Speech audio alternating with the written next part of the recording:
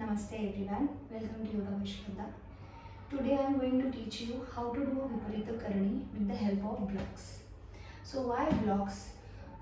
Blocks are very important for doing some asanas. Those who can't lift their body up, or in a Viparita Karani, those who can't lift their hips, for them blocks are very important and very useful. So now how to do Viparita Karani? So you need to place a block below your backside area, below your hip area. Sorry, above your hip area. Now slowly bend your knees and slowly come down. Okay, and now you can adjust your block little bit and hold. Either you can hold it vertically, or if you are finding difficult, then you can hold like this horizontally. Now you need to interlock your fingers and lock your blocks. And now slowly one leg up and then the other leg. And look at your toes. Hold. Very easy. Because of the blocks, your hips are already up. You just need to lift them up. That's it. Again, slowly come down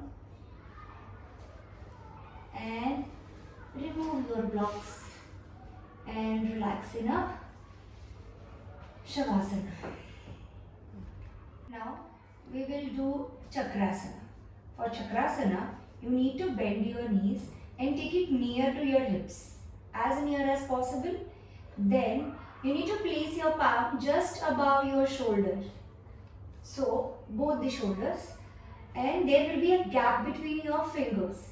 Your fingers facing towards your shoulder. Now you need to lift your lower body first up, and then upper body, and then try to lift your head up. So try to take weight of your half body on your thigh and other half body on your shoulders. Try to distribute your weight accordingly. So now first, with the inhalation, lift your lower body up. In between this gap only, you are not going to move your body. So this much. Now you need to press your palm so hard on the floor so you can lift yourself against the gravity. Come on your crown area. Now press your palm again on the floor and lift your head also up. Try to straighten your shoulders and your elbows. Hold here for again say 20 counts. And then slowly head first down, then chest, hips, and relax. Relax in a Shavasana.